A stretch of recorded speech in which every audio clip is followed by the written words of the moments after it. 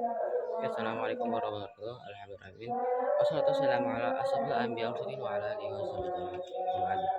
Wa yang terhormat kepada Abi Hanif dan Midas selaku penguasa Al-Anwar Nifida dan seperti kepada guru-guru yang ada di MTS Al-Anwar Nifida dan seperti kepada pengasuh pengurus dari Pondok Pesantren Al-Anwar Nifida dan sahabat jasanya Dr. Rasulullah SAW dan dibaca amin. Jadi saya akan memperkenalkan KPI tentang Al-Karaji. Nama lengkapnya Al-Karaji itu adalah Abu Bakar Muhammad bin Abu Hasan Al-Karaji. Dia belajar berbagai ilmu di Baghdad.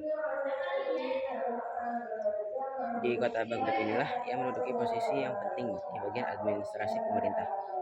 Ia banyak terpengaruh dan terinspirasi karya-karya Archimedes Diogenes. Al-Karaji diyakini sebagai orang pertama yang secara menyeluruh memisahkan pengaruh operasi geometri dan aljabar,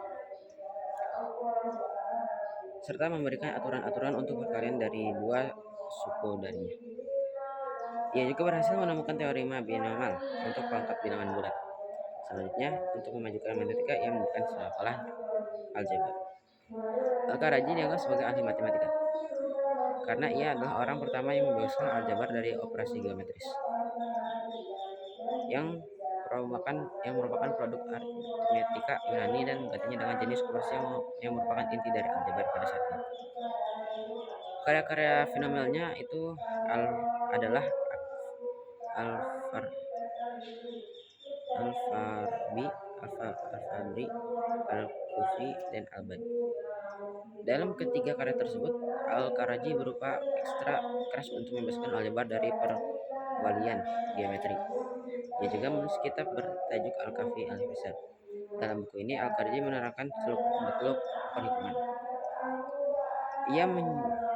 Dalam Al-Fabri, ia menyajikan studi tentang pangkat berulang dari sebuah binominal. Kemudian teori ini ia kembangkan lebih jauh dalam Al-Badi fi Al-Hisab. Dalam buku itu tersebut ia mengembangkan titik tertentu yang dijabarkan oleh Euclid dan Ptolemaios, serta memberi tempat istimewa pada operasi aljabar.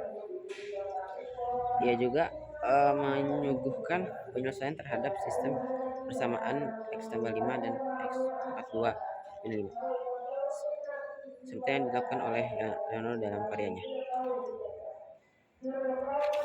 Terus Liber Quadrium dan X 2 tambah Y dan Y 2 tambah X dalam buku 2 Diogenes. Dalam masalah-masalah tersebut, Al-Karaji sering memakai cara alternatif melalui simpusi.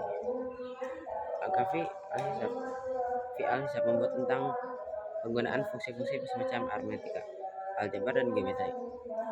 Buku tersebut berdasarkan data proses kalkulus mental yang disebut Al-Bawi atau Air-Rajal. Dalam Ibnu Shams disebut juga lawan dari kalkulus India. Karya ini telah diedit dan diterjemahkan ke dalam bahasa Jerman oleh A.Hochheim.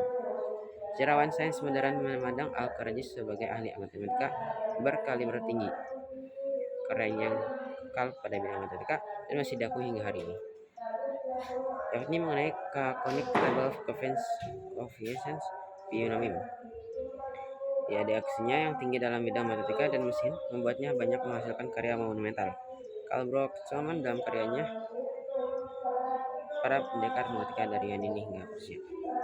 Sementara itu, sejarawan matematika Franz Bopp dan Extrait du Fabri Trade di Algebraic Law baik Muhammad bin Al-Bakan Al-Karabi memuji Al-Karaji sebagai ahli matematika pertama di dunia yang mengembangkan teori aljabar kalkulus. Ia menginvestasikan koefisien binomial setinggi Pascal. Dia adalah orang yang pertama menggunakan metode pembuktian yang induksi matematika untuk membuktikan hasilnya. Bahkan ia juga berhasil membuktikan kebenaran rumus jumlah integral kubus yang sangat penting, misalnya dalam integral kalkulus. Al-Karaji meninggal pada tahun 1919. Oke, mungkin itu aja yang bisa saya sampaikan. Jika ada kata salam, wassalamualaikum.